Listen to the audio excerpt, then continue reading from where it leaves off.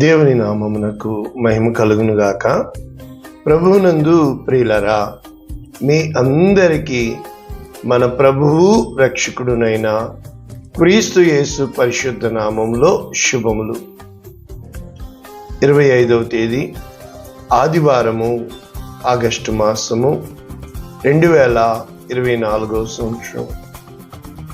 ఈరోజు దేవుడు నీతో చెప్పుచున్న వాగ్దానము, ధాన్యమునకు ఆజ్ఞ ఇచ్చి అభివృద్ధి పరచిదను. యెహెజ్కేలు గ్రంథము 36వ అధ్యాయము 29వ వచనం. పూర్తి వచనము ఈ విధంగా ఉంది: మీ సకలమైన అపవిత్రత పోగొట్టి నేను మిమ్మును రక్షించెదను. మీకు కరువు రానీయక ధాన్యమునకు ఆజ్ఞ ఇచ్చి అభివృద్ధి పరచెదను. ఇంగ్లీష్లో చదువుకున్నాక మనము పూర్తి వాక్యపు లోతుల్లోనికి వెళ్దాం. New international version, Ezekiel chapter 36 verses 29. I will save you from all your uncleanliness. నేను మిమ్మను రక్షిస్తాను మీ యొక్క సకలమైన అపవిత్రత నుంచి. I will call for the grain. నేను ధాన్యమును పిలిచి, and make it plentiful and will not bring famine upon you. దానిని అత్యధికముగా చేసి మీకు కరువు రానివ్వను.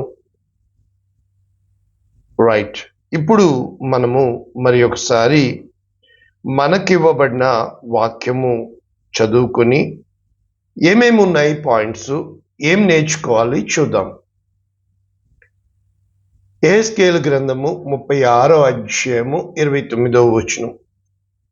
మీ సకలమైన అపవిత్రతను పోగొట్టి. ఫస్ట్ పాయింట్, మీ సకలమైన అపవిత్రతను పోగొట్టి. సెకండ్ పాయింట్, రక్షిస్తాను. కాదు, ఇది మొదటి పాయింటే. ఎలాగా? మిమ్మును రక్షిస్తాను. ఎలాగా? ఎందుకు? యేసు ప్రభు రక్షకుడు.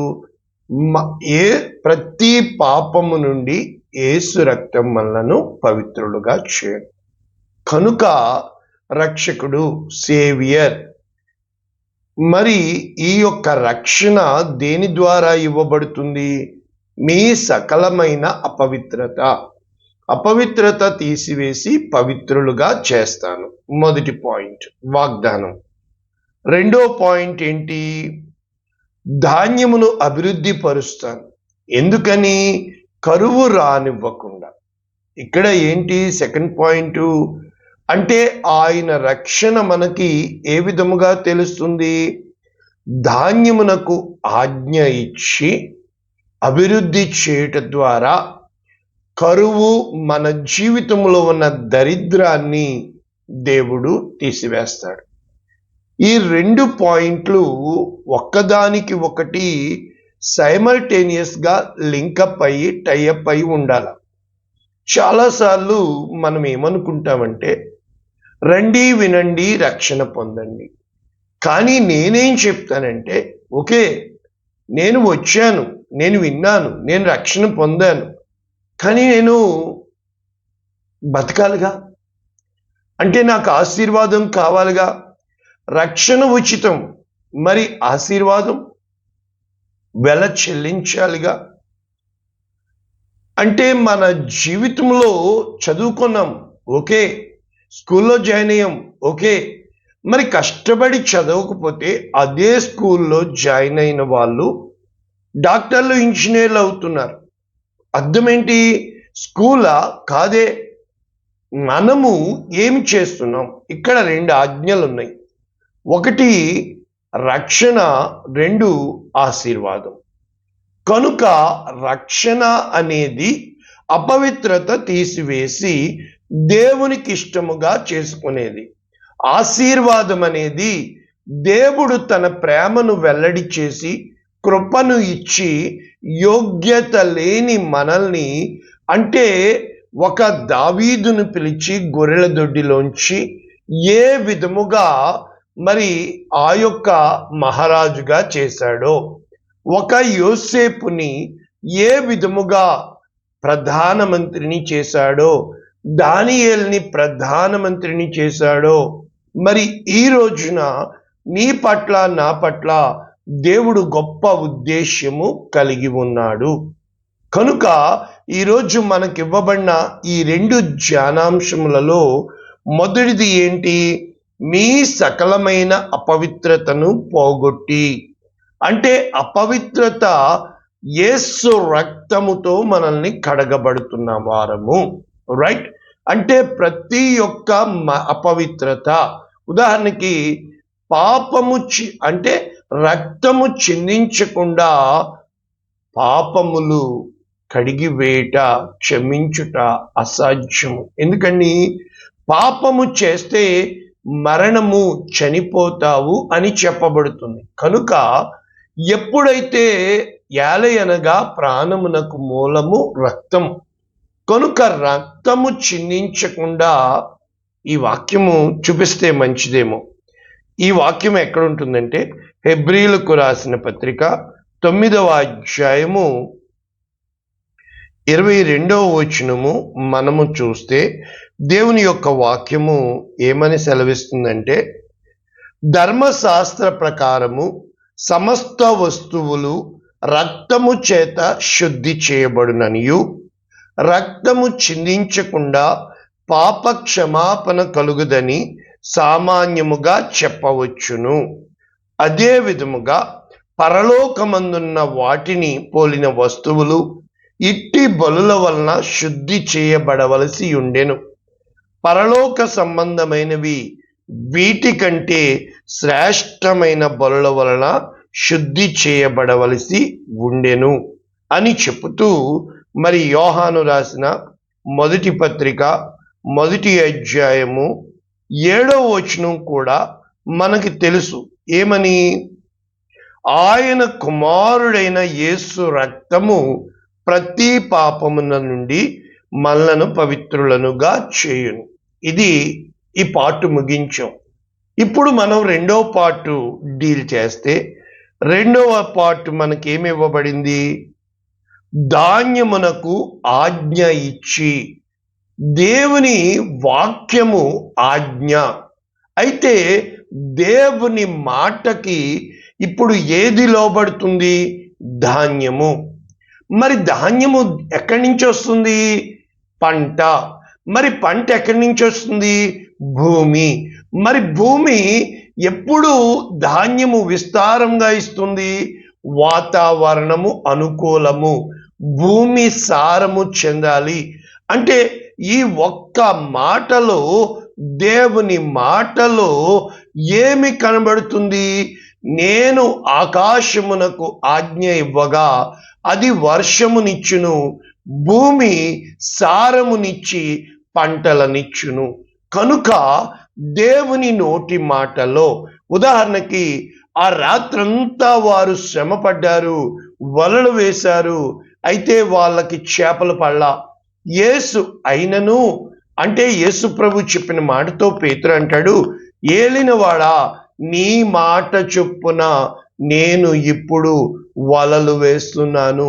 ప్రభువునందు ప్రియులారా, అంటే ఎప్పుడైతే ఆయన మాటతో సృష్టి ప్రారంభించబడిందో, ఈ రోజున ఈ వాక్యము డీల్ చేస్తున్న మనము, మా మొట్టమొదటి వాగ్దానము ధాన్యమునకు ఆజ్ఞ ఇచ్చి కరువు రానియక. ఈ రోజు వరకు ధాన్యము, ఆ యొక్క బియ్యము విషయంలో, ఆ యొక్క 10 మందికి పెట్టడం విషయంలో, కరోనాలో సైతం మేము 10 మందికి పంచాము. ఆ ధాన్యము ఈ రోజు వరకు మోకరించి, ప్రభువా బియ్యం బస్తా కావాలి అన్నప్పుడు దేవుడు నమ్మకంగా పంపించింది నా జీవితంలో సాక్ష్యం ఉంది. అయితే ఈ దరిద్రము అనేది చాలా భయంకరమైనది అనమాట. ఎందుకు కరువు వస్తుంది? ఇప్పుడు ప్రపంచంలో జరిగిన కొన్ని కరువుల గురించి చెప్తే, మరి ఆ యొక్క ఆఫ్రికాలో వచ్చిన ఆ కరువు వల్ల 1 మిలియన్ మంది, 10 లక్షల మంది పైన చనిపోయినట్లు ఆ రోజుల్లో ఒక ఫోటోగ్రాఫర్ తీసిన ఆ పక్షి వచ్చి బిడని చంపేయడము అది చాలా కలవరం చెందించింది.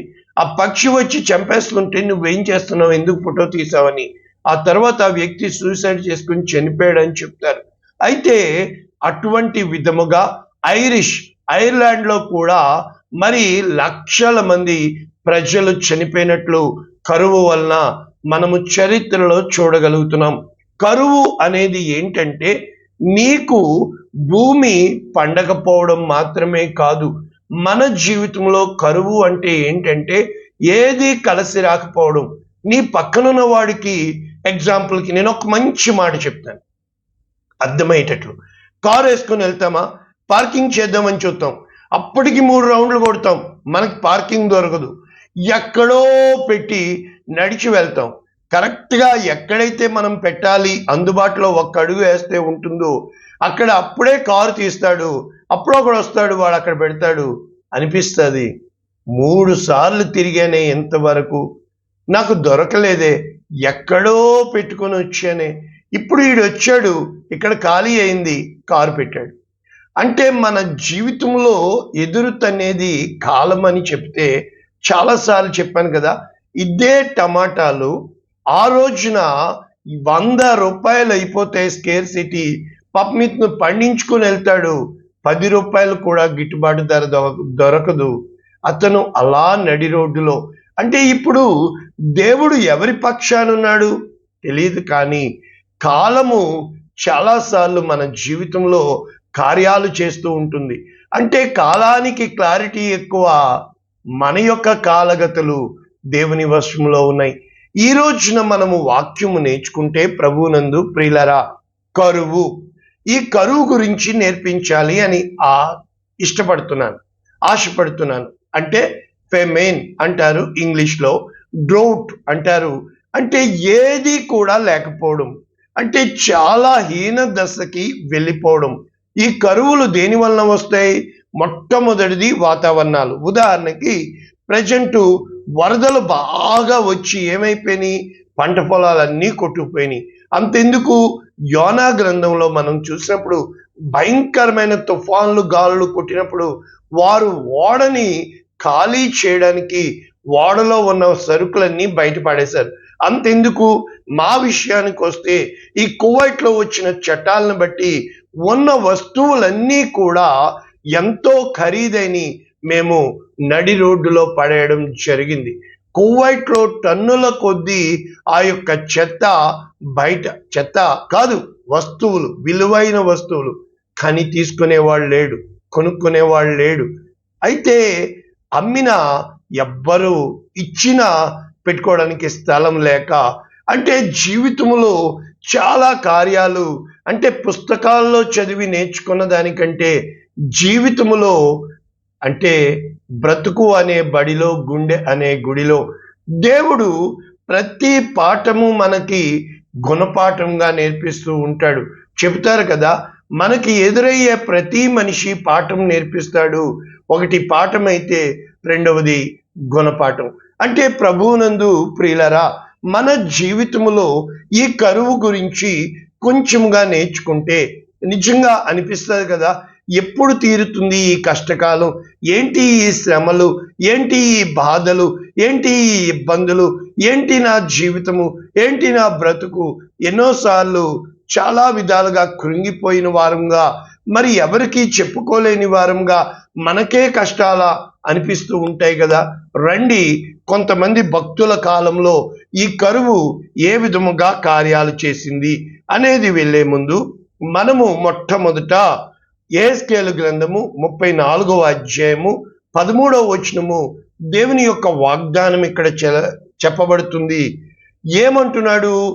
దేవుడు చెదరగొట్టిన వారి కోసం మళ్ళా చెప్తున్నాడు, ఆ జనములలో నుండి తోడుకొని వచ్చి దేశములలో నుండి సమకూర్చి స్వదేశములోనికి తెచ్చి ఏం చేస్తానంటున్నాడు? నేను మేపెదను గొర్రెల కోసం చెప్పుతూ మంచి మేతగల చోట వాటిని మేపెదను. యెహోవా నా కాపరి, నాకు లేమి కలగదు.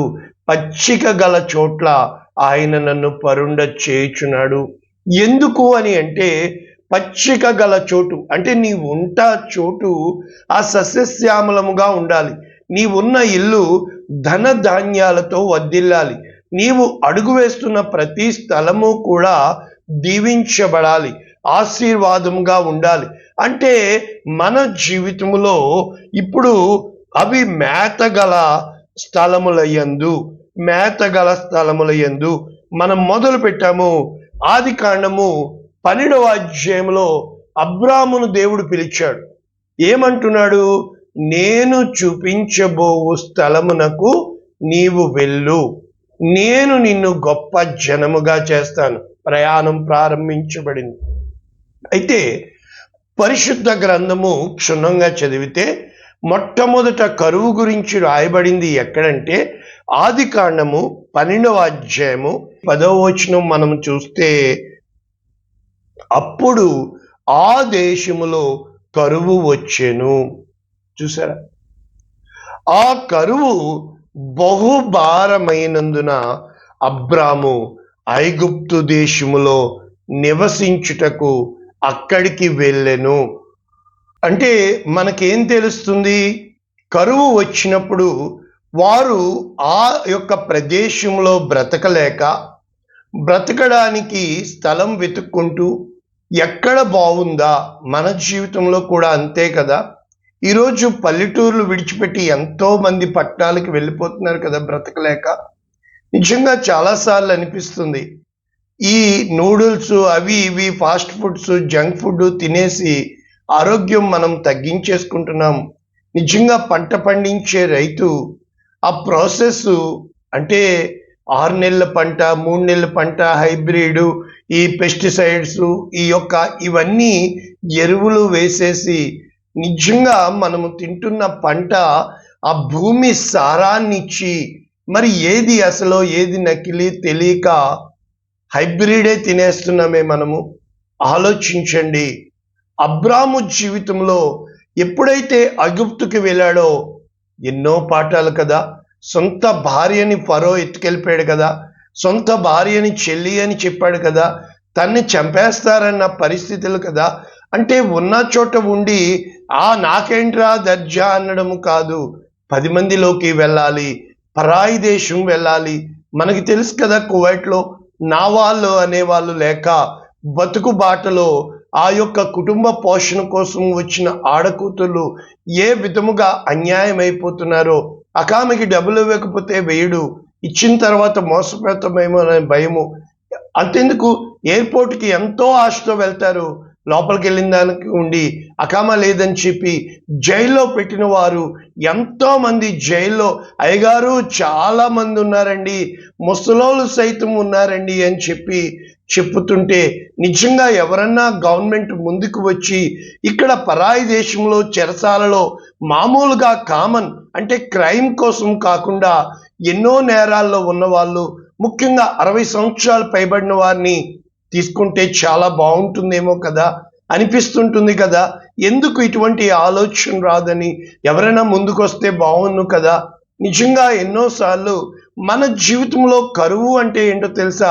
నీవున్న చోటున అప్పటి వరకు అన్నీ ఉన్నాయి, క్షణాల్లో అన్నీ పోవడం.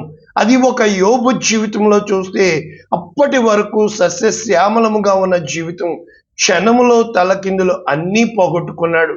అంటే మన జీవితంలో కరువు అనేది చూచే ముందు ఇక్కడ మొట్టమొదటి కరువు చూచాం కదా. ఐగుప్తులోనికి ఎప్పుడైతే అబ్రాము వెళ్ళాడో చాలా భయంకరమైన పరిస్థితుల గుండా దేవుడు అతనికి సహాయము చేసి, దేవుడు తోడై తిరిగి శారా మీద చెయ్యి వేయనివ్వకుండా తీసుకొచ్చాడు. రైట్. అయితే ఆది కాండము 26వ అధ్యాయం 1వ వచనం, అబ్రాహాము దినములలో వచ్చిన మొదటి కరువు కాక కనుక రెండవ కరువు మరి ఒక కరువు అని రాయబడినట్లు చూస్తున్నాం. ఆ దేశంలో వచ్చెను కనుక అప్పుడు ఇస్సాకు గెరారులో ఉన్న ఫిలిస్తీయుల రాజైన అబీమెలెకునొద్దకు వెళ్ళెను. ఇప్పుడు అక్కడ దేవుడు అబ్రాముతో మాట్లాడినట్లు చూడలేదు ఐగుప్తుకు వెళ్ళొద్దని, కానీ ఇక్కడ దేవుడు ఏం చెప్తున్నాడో తెలుసా? నీవు ఐగుప్తులోనికి వెళ్ళక నీతో చెప్పు దేశమందు నివసించుము. అంటే కరువు వచ్చినా దేవుడు ఏం చెప్తాడో తెలుసా? ఆ యొక్క దర్శనం ఇచ్చి నీవు నడవవలసిన మార్గము నీకు బోధిస్తాడు. చాలాసార్లు దేవుడు మౌనంగానే ఉంటాడు. దేవుని చిత్తము ఎలాగ ఎరగాలో కూడా తెలియని పరిస్థితి కరువు అని చెప్పొచ్చు. ఈ దేశమందు పరవాసివై ఉండుము, నేను నీకు తోడయ్యుండి నిన్ను ఆశీర్వదించెదను. ఇక్కడ మొత్తం కరువు ఉంటుందండి. కానీ ఇక్కడ ఇస్సాకు జీవితంలో కూడా రెబెకా విషయంలో మళ్ళా తప్పు చేస్తాడు. తండ్రి చేసినట్టే నా చెల్లి అంటాడు. చూసా, అక్కడ మళ్ళా అయినా దేవుడు చెప్పిన తన ప్రాణాలకి భయపడతాడు. ఆదికాండం 20వ అధ్యాయంలో అబీమెలెకు దగ్గర సేమ్ సారా తీసుకెళ్ళిపోతాడు. అంటే చాలాసార్లు మన జీవితంలో దేవుడు వాగ్దానం ఇచ్చినా ఏమో తెలియదు, కొన్ని కార్యాలు మన జీవితంలో జరుగుతూ ఉంటాయి. 12వ వచనం మనం చూస్తే, ఇస్సాకు ఆ దేశమందు ఉన్నవాడై విత్తనము వేసి ఆ సంవత్సరము 100 ఫలము పొందెను. యెహోవా అతనిని ఆశీర్వదించెను గనుక ఆ మనుష్యుడు గొప్పవాడాయను. అతడు మిక్కిలి గొప్పవాడగు వరకు క్రమక్రమముగా అభివృద్ధి పొందుచూ వచ్చెను. అతనికి గొర్రెలు ఆస్తి, గొడ్లు ఆస్తి, దాసులు గొప్ప సమూహము కలిగినందున ఫిలిస్తీయులు అతని యందు అసూయపడి. అంటే అక్కడ ఉన్న వారందరికంటే కూడా దేవుడు ఇస్సాకును ఆశీర్వదించాడు కరువు కలిగిన స్థలములో. ఇక్కడ మీకు ఒక పాయింట్ చెప్పగలిగాను కదా, అటు అబ్రామ్ అయ్యింది, ఇటు ఇస్సాక్ అయ్యాడు. ఇప్పుడు మనము ఆదికాండము 41వ అధ్యాయము 29వ వచనము, ఈ కథ మనందరికీ తెలుసు. యోసేపు చెరసాలలో ఉంటాడు. ఆ ఫరో యొక్క సేవకులు, అంటే పానదాయకుడు భక్ష్యకారుడు అంటారు, ఇద్దరూ వస్తారు. అయితే ఇక్కడ ఏం జరుగుతుంది? వారికి కలల భావం చెప్తాడు. అయితే వెళ్ళిపోతాడు అతను. కానీ మళ్ళా వెనక్కి రాడు, ఆలోచన చేయడు. 2 ఏండ్లు గడిచిన తర్వాత ఫరో కలలు కంటాడు. ఆ 7 సంవత్సరాల గురించి మనకి తెలుసు కదా. అయితే 29వ వచనం మనం చూస్తే, ఇదిగో ఐగుప్తు దేశమందంతటా బహు సమృద్ధిగా పంట పండు 7 సంవత్సరములు వచ్చుచున్నవి. కరువు గల 7 సంవత్సరములు వాటి తర్వాత వచ్చును. ఆ పంట సమృద్ధి యావత్తు మరువబడును. ఆ కరువు దేశమును పాడు చేయను. కరువు అంటే ఇది. అంటే అప్పటి వరకు నీ జీవితంలో ఉన్న పంట పెంట అయిపోతుంది, అంతా కూడా పాడు చేయబడుతుంది. ఎంతగా కుమిలి కుమిలి ఏడ్చినా కూడా ఆ వైభవము దేవుడు తిరిగి ఇస్తే తప్ప. కనుక ఇక్కడ యోసేపు జీవితంలో మనము చూడగలిగాము. ఆ యొక్క FCI, food corporation of India, ఆ రోజుల్లో యోసేపు ధాన్యమును నిల్వ ఉంచడము వారికి నేర్పించినట్లు మనము చూడగలుగుతున్నాం. అంటే యోసేపును అన్నదమ్ములు అమ్మివేసిన, యోసేపు పొతిఫర్ ఇంట్లో ఉన్న, చెరసాలలో ఉన్న, అంటే దేవుడు నిజంగా ఒక్కొక్కరి జీవితాన్ని, ఆ కథ ఎలా రాస్తాడో, ఆ పాట ఎలా రాస్తాడో, నిజంగా దేవుడు చాలా గొప్ప కవి తెలుసా, దేవుడు చాలా గొప్పవాడు తెలుసా. నీ జీవితము నా జీవితం ఒకలా ఉండదు. నా జీవితంలో జరిగింది నీ జీవితంలో జరగాలని లేదు, కానీ సబ్జెక్ట్ సేమ్. ఆ కష్టంలో నువ్వే విధంగా నిలదొక్కున్నావు, అది దేవుడి మీద ఆధారపడ్డావా? ఇప్పుడు యోసేపు కథ కూడా చూసాం కరువు కోసం. ఇప్పుడు రూతు గ్రంథము 1వ అధ్యాయం 1వ వచనం, న్యాయాధిపతులు ఏలిన దినముల యందు దేశములో కరువు కలగగా. ఇక్కడ పరిశుద్ధ గ్రంథము ఇంకొక కరువు కోసం రాయబడుతుంది. యూదా బెత్లెహేము నుండి. ఎందుకు? రొట్టెల ఇల్లే, మాంసపు ఇల్లే, సమృద్ధి ఇల్లే, కానీ అక్కడ ఏమీ లేవు, తినడానికి లేవు. కొంతమంది ఉండిపోయారు, అందరూ ఒకలా ఉండలేరు కదా. ఇక్కడి నుంచి ఏమవుతుంది, ఒక మనుషుడు మోయాబు దేశమున కాపురం ఉండుటకు వెళ్ళెను. అతని పేరు ఎలీమెలెకు, భార్య పేరు నయోమి, కుమారుల పేర్లు మహ్లోను కిల్యోను. బెత్లెహేము వారైన ఎఫ్రాతీయులు. ఎఫ్రాతా, మీకా గ్రంథం 5వ అధ్యాయం. ఎఫ్రాతీయుడు దావీదుని ఈ నయోమి గర్భంలో పెట్టాడండి దేవుడు. రూతు దగ్గరికి వెళ్ళిపోతుందండి. అక్కడ వాళ్ళు బ్రతికారు. భర్త చనిపోయాడు, 2 కుమారులు చనిపోయారు, మనవళ్ళు పుట్ల 10 సంవత్సరాలు కాపురం చేశారు. కానీ నయోమి మారా అయిపోయింది. ఆ యొక్క తిరిగి బెత్లెహేములో అడుగుపెట్టింది. కానీ కూడా ఎవరు వచ్చారో తెలుసా? రూత్ వచ్చింది. ప్రభునందు ప్రియమైన దేవుని బిడ్డ, ఈ కరువు మనకి ఇంకొక పాఠం నేర్పిస్తుంది, రైట్? ఇక రాజులు మొదటి గ్రంథము 18వ అధ్యాయం 5వ వచనం నేను చదువుతున్నాను. ఆహాబు దేశంలోని ఉదకదారులన్నిటినీ నదులన్నిటినీ చూడబోయి పశువులన్నిటినీ పోగొట్టుకొనకుండా గుర్రములను కంచెర గాడిదలను ప్రాణములతో కాపాడుటకై మనకు గడ్డి దొరుకునేమో. ఆ 17వ అధ్యాయంలో ఏలియా వస్తాడు. నా మాట లేక 3.5 సంవత్సరాలు అక్కడ కరువు ఉన్నట్లు ఏలియా మాట ద్వారా మనం చూడగలుగుతాం. ఆహాబు తన జీవితంలో 3.5 సంవత్సరాలు అక్కడ మొత్తము భయంకరమైన పరిస్థితులు ఉన్నట్లు మనం చూడగలుగుతున్నాం. అయితే ఏలియా ఆ నీరు తాగుతున్న వాగు, ఆ కాకలు ఆహారం తెచ్చినా కూడా ఎండిపోయినప్పుడు సారెపతు విధవరాలి దగ్గరికి పొమ్మంటాడు. అక్కడ మళ్ళా మనము ఈ ఆజ్ఞ చూడగలుగుతున్నాం. ఏ ఆజ్ఞ? ఆ సారెపతు విధవరాలు చెప్తుంది, బుడ్డెలో కొంచెము నూనె, పాత్రలో కొంచెము పిండి ఉంది, నేను నా కుమారుడు చావక ముందు దీన్ని తినడానికి వచ్చాను అంటాడు. అయితే ఏమని చెప్తాడు? ఎవని సన్నిధిని నేనున్నానో ఆ జీవము కలిగిన దేవుని నోట ఆ బుడ్డిలో నూనె ఆగదు, ఆ యొక్క పాత్రలో పిండి తరగదు, మొదట నాకు పెట్టమంటాడు. ఆ యొక్క స్త్రీ సారెపతు విధవరాలు తన కాందాన్ని తెచ్చి పెడుతుందండి, సమృద్ధిగా తింటారు.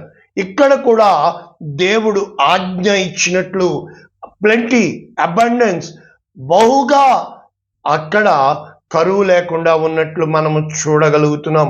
ఇక చివరిగా రాజులు 2వ గ్రంథము 8వ అధ్యాయము 1వ వచనము మనము చూస్తే, ఒకనాడు ఎలీషా తాను బ్రతికించిన బిడ్డకు తల్లి అయిన ఆమెను పిలిచి, షునేమీరాలు గనురాలైన, మనకు తెలుసు కదా, క్షామకాలము యెహోవా రప్పింపబోవచ్చున్నాడు, 7 సంవత్సరములు దేశములో క్షామము కలుగునని చెప్పి, నీవు లేచి నీవు నీ ఇంటివారు ఎచ్చట అనుకూలమో అచ్చటికి పోండి. ఇక్కడ ప్రవక్తకి ఎలీషాకి దేవుడు ముందుగా బయలుపరుస్తున్నాడు. ఇక్కడ ఈ షూనేమీయురాలు కూడా ఫిలిస్తీన్ల దేశం వెళ్ళి అక్కడ కాపురము ఉన్నట్లు మనము చూడగలుగుతున్నాం. ఆ తర్వాత వచ్చినప్పుడు తన భూమి తనకిమ్మన్నప్పుడు రాజు ఇచ్చినట్లు చూడగలుగుతాం. అంటే మన జీవితంలో ఇప్పుడు ముగిస్తే దేవుని సేవకులకు తెలియపరచకుండా దేవుడు ఏ కార్యము చేయడు. ఈ రోజున మన జీవితంలో కరువు కాలాలు, కష్టాలు, నిందలు, అవమానాలు ఖచ్చితంగా ప్రతి ఒక్కరము మనము అబ్రాము జీవితంలో చూసాము, ఇస్సాకు జీవితంలో చూసాము, యోసేపు జీవితంలో చూసాము. ఎంతో ఉన్నది కదా పరిశుద్ధ గ్రంథంలో. నీటిని ద్రాక్షారసముగా మార్చిన దేవుడు, 5 రొట్టెలు 2 చేపలు 5,000 మందికి పంచిపెట్టిన దేవుడు నీ చేతిలో ఉన్న దాన్ని దీవిస్తాడు. నీ చేతిలో ఉన్న సమస్తమును మోషేతో ఏమంటాడు? నీ దగ్గర ఏముంది? కర్ర. ఆ మోషే కర్రతోటే గొప్ప కార్యాలు దేవుడు చేశాడు. నీ దగ్గర ఈ రోజున ఏముందో దేవుడు దాన్ని దీవించడానికి సామర్థ్యము కలిగిన దేవుడు. కానీ నువ్వు నేను ఏం చేయాలి? దేవుని చిత్తానికి లోబడుతున్నామా? ఎంతకాలం పక్కోడు పరాయివాడు, వాడు చెప్పకూడదు పనికి మాలినోడు ఎదవే, కానీ దేవుని యందు భయభక్తులు కలిగిన నేను, మరి పచ్చని పంట పొలాలు సైతము ఎండి వాడిపోతాయే, పక్షులు సైతము చచ్చిపోతాయే, మరి పశువులు సైతం చచ్చిపోతాయే, ఇవన్నీ ఆ పంట వలన, కరువు వలన చచ్చిపోతాయే. మరి అటువంటప్పుడు ఆలోచించండి, దేశం కోసం ప్రార్థించగలుగుతున్నావా? మన చుట్టూ ఉన్న వారి క్షేమం కోసం ప్రార్థిస్తున్నావా? ఇప్పుడు యుద్ధాలు జరుగుతున్నాయి, అక్కడ బాంబులు వేస్తున్నారే, అక్కడ అవన్నీ కూడా భయంకరంగా పాడైపోతున్నాయి. ఆలోచించండి. ఇప్పుడు రోగాలు ప్రబలిపోతున్నాయి, డెంగ్యూ జ్వరం ఎక్కువైపోయింది మన వైపు, వరదలు వచ్చేస్తున్నాయి, మళ్ళా గొప్ప తెగుళ్ళు, మంకీ పాక్స్ అని ఇంకోటి వచ్చేసింది. ఆలోచించండి. దేవుడు చాలినవాడు. కరువు గురించి ఈరోజు నేర్చుకున్నావే? నిజంగా అన్నిసార్లు అనిపిస్తూ ఉంటుంది, ప్రభా నా ప్రాణాన్ని ఇంకా నెమ్మదిగా తీసుకో, తట్టుకోలేను, ఎదిరించలేను. ఈరోజు మన బిడ్డలు, ఈ జనరేషను, ఈ ఫాస్ట్ ఫుడ్ సెంటర్స్, ఈ స్మార్ట్ ఫోన్లు, ఈ యొక్క ఆలోచించండి, ఇన్స్టాగ్రాము, ఫేస్బుక్, వాట్సాప్, చాటింగు, వాళ్ళ చేతిలోనే నరకం ఉందే, వాళ్ళ చేతిలోనే పాపం ఉందే, ప్రతీదీ కూడా అప్డేటెడ్ వెర్షన్ అయిపోతుంది. ఎలాగ మన బిడ్డల్ని రక్షించుకోగలుగుతాం? నిజంగా రానున్న తరంలో దేవుని వాక్యము సైతం కరువైపోతుంది. మరి ఇంత వాక్యం విన్న నీవు, ఈ రోజున మనమున్నాము, రేపటి రోజు ఖచ్చితంగా మన బిడ్డలు ఉంటారు, నిన్నటి దినమున మన తల్లిదండ్రులు ఉన్నారు. ఈరోజు ఉన్న మనము రేపు ఉండము, నిన్న ఉన్న మన తల్లిదండ్రులు ఈరోజు ఉండరు. ఇదే జీవితం. ఎంతలో గతించిపోయే ఈ చిన్న జీవితంలో ఆడు ఎదవ, ఈడు ఎందుకంట? Who am I? నేనెవరిని? ఎలా ఉండగలుగుతున్నాను? దేవుడు ఆజ్ఞ ఇస్తే, దేవుడు ఎక్కడ ఆజ్ఞ ఇస్తాడో తెలుసా? కీర్తన 133:1, సహోదరులు ఐక్యత కలిగి నివసించుట ఎంత మేలు, ఎంత మనోహరము, అక్కడ ఆశీర్వాదము, శాశ్వత జీవము ఉండవలనని యెహోవా ఆజ్ఞాపించెను. ఎప్పుడైతే మన జీవితంలో ఈ పరిస్థితుల గుండా వెళ్ళాలి, ప్రతి స్థితికి చాలినవాడు దేవుడు. ఎవ్వరూ కూడా మనము అతీతులము కాదు, మనమందరము దేవుని బిడ్డలము. దేవుడు కాలాల్ని, సమయాల్ని తన అధీనంలో ఉంచుకున్నాడు. ఎప్పుడైతే ప్రభునందు ప్రియమైన దేవుని బిడ్డ, నీ కష్టము కాక, నీ ఇష్టము కాక, నీ నష్టము కాక, ఈరోజు నేను నీకు నేర్పిస్తుంది, అన్నింటికీ చాలినవాడు దేవుడు. ఆయన్ని పట్టుకో. అక్కడ కరువు ఉంది, కానీ ఇస్సాకు 100 ఫలం పొందాడు. అక్కడ కరువు ఉంది, కానీ అబ్రాము 100 దీవించబడ్డాడు. అక్కడ కరువు ఉంది. ఆలోచించండి. పోగొట్టుకున్న వాటిని 2 దేవుడు తిరిగి నీకు ఇచ్చుటకు సామర్థ్యము కలిగిన దేవుడు. ప్రార్థన చేయన. పరిశుద్ధుడా, ప్రేమ కలిగిన తండ్రి, కృప కలిగిన దేవా, విత్తబడిన వాక్యమును సమృద్ధిగా వీరి హృదయములలో విశ్వాసమును బలపరచమని, నమ్మకమును స్థిరపరచమని, కనికరము చూపించమని, కృప చూపించి మేలు చేయమని, నీ దయగలిగిన హస్తాలకి, కృపగలిగిన హస్తాలకి నజరుడైన యేసు నామమున వాక్యం విన్న ఒక్కొక్కరిని అప్పచెప్పుతూ, నీ కృప కలుగునుగాక అని, నీ ఆజ్ఞ ఆశీర్వాదముగా మారునుగాక అని, మా అపవిత్రత తీసివేయబడను గాక అని యేసు నామమున దీవిస్తున్నాము తండ్రి. ఆమేన్. God bless you all. దేవుడు మిమ్మల్ని దీవించును గాక. ఆమేన్.